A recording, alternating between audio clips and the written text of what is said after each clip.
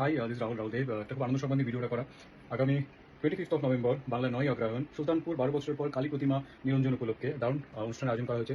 আমি তাতে গান শোনাতে আসছি। আমার সাথে থাকছে আমার ভীষণ পছন্দের পঞ্চম মিউজিক্যাল ব্যান্ড। অ্যান্ড ধন্যবাদ জানাই সুলতানপুর কিরণময়ী সদস্যদের। And the whole event is organized by Rakesh sound. আপনারা আসবেন, অনেক গান বাজনা হবে, অনেক আড্ডা হবে। Thank you so much. God bless you. Love you.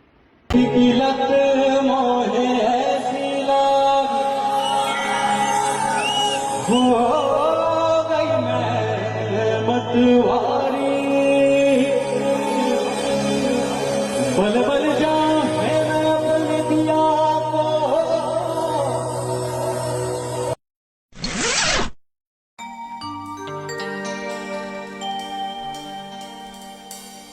तू ही मुझको बता दे चाह में आना अपने।